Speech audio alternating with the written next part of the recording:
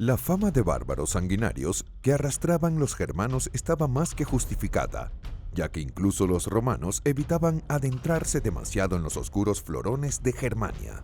Los primeros contactos entre los pueblos germánicos y Roma se produjeron hacia el año 113 a.C., pero fue durante las campañas de Julio César en la Galia cuando los conflictos entre estos dos pueblos se intensificaron. Los germanos de la tribu de los suevos habían invadido el territorio de la Galia y habían ido expandiendo sus fronteras cada vez más. Los suevos estaban al mando del jefe de la tribu, Ariovisto, un impetuoso guerrero que ya había conseguido acumular victorias contra las tribus celtas. Una de estas victorias fue contra la tribu de los eudos, los nuevos aliados de Roma. Aprovechando el poderío militar de las legiones en la Galia, el Senado romano instó a Julio César a luchar contra los germanos, alegando que sería una amenaza aún mayor si otras tribus cruzaban el río Rin.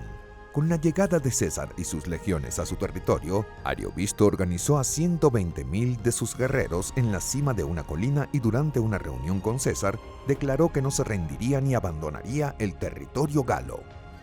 Las sacerdotisas germanas habían advertido a Ariovisto que no entrara en combate contra los romanos antes del paso de la luna nueva, pues estaría prohibido derramar sangre durante las fases cambiantes de la luna.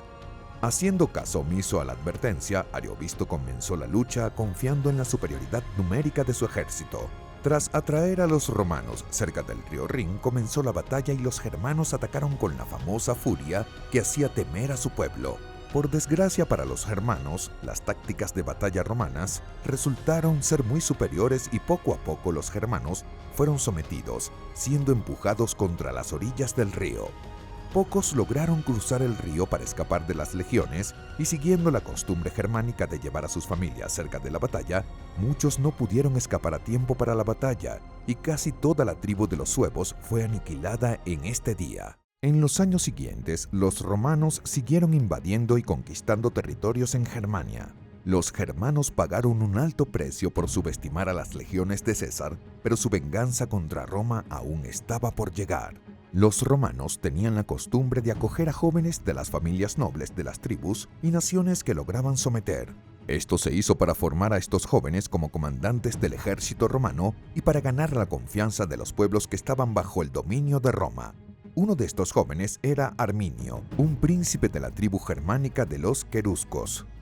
Arminio fue entrenado en el estilo de combate romano para convertirse en un oficial militar y muy pronto mostró aptitudes para el cargo. Se ganó el derecho a ser considerado ciudadano romano y alcanzó el rango de tribuno militar, algo parecido al cargo de capitán en los ejércitos modernos, una hazaña muy impresionante para alguien que provenía de una tribu de bárbaros tan despreciada por los romanos. Durante su carrera militar, Arminio formó parte del ejército comandado por Tiberio Claudio, un general romano de gran influencia que se convertiría en emperador de Roma en los años siguientes. Arminio luchó en muchas batallas, sirviendo como comandante en las legiones durante las invasiones en Germania, enfrentándose y derrotando a sus propios nativos. Esta dedicación hizo que muchos miembros de la nobleza romana respetaran e incluso admiraran a Arminio. Gran parte de los territorios germánicos pasaron a depender del Imperio Romano y las tribus germánicas se vieron obligadas a pagar elevados impuestos para poder vivir en sus propias tierras. Estos territorios estaban bajo la responsabilidad del cónsul Publio Quintilio Varo, y para mantener la paz tenía a su disposición 3 legiones romanas que sumaban aproximadamente 20.000 hombres. Cuando Arminio se dio cuenta de la degradante situación en la que se encontraba su pueblo natal, no pudo resistir su aversión contra Roma y comenzó a idear un plan que pasaría a la historia. Había llegado el otoño y las legiones romanas que servían en Germania necesitaban marchar a una región más cálida antes de que llegara el invierno. Para ello necesitaban atravesar el bosque de Teutoburgo, un bosque denso y oscuro lleno de árboles y musgo. Arminio había mantenido reuniones secretas con los jefes de las tribus germánicas y planeaba atacar las legiones durante la marcha en medio del bosque. Arminio conocía muy bien el poder de la táctica romana y sabía que en un terreno tan accidentado las formaciones romanas perderían gran parte de su eficacia. En un día nublado y lluvioso, los germanos se escondieron en el bosque y esperaron el paso de las legiones. En el momento ideal, Arminio dio la orden de ataque y los germanos atacaron la columna romana desde dos direcciones diferentes. Cogidos por sorpresa, los romanos apenas tuvieron oportunidad de reaccionar. Sus disciplinadas formaciones no pudieron organizarse a tiempo y para colmo el terreno estaba embarrado y resbaladizo por la lluvia. 20.000 legionarios perdieron la vida en aquel oscuro día. Se dice que el propio Quintilio Varo, junto con otros oficiales romanos, se quitó la vida durante la batalla temiendo ser capturado y sacrificado en los temidos rituales germánicos. Los 3 estándares de las legiones se perdieron, 2 fueron saqueados por los germanos y el tercero desapareció en los pantanos del bosque. Al enterarse del suceso, el emperador romano Augusto pasó días preso de una rabia impotente y se dice que se golpeaba la cabeza contra los muros del palacio y gritaba a cada momento: «Quintilius Varo, devuélveme mis legiones. Quintili vare, legiones rede», en latín. La pérdida de 3 legiones fue un impacto terrible para el orgulloso imperio romano, y en este suceso perdió su aire de invencibilidad. En los años siguientes, Roma envió varias expediciones militares para castigar a los germanos y se libraron muchas batallas. Pero la lucha se prolongó tanto que el nuevo emperador Tiberio renunció a anexionar Germania al territorio del imperio romano. El heroico Arminio fue asesinado a los 36 años, probablemente por su propio suegro.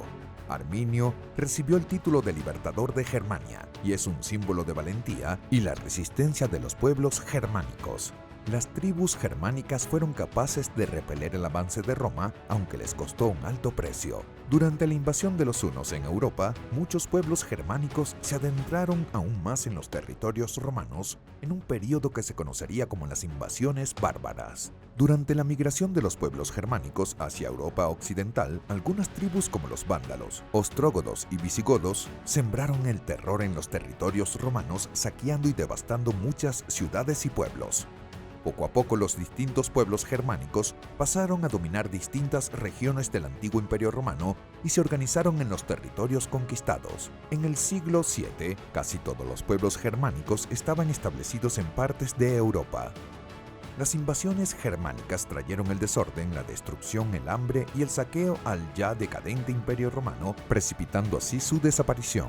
Con el tiempo, la cultura germánica se mezcló con la de otros pueblos de los territorios conquistados, haciendo de la influencia de los pueblos germánicos una importante base de la cultura europea.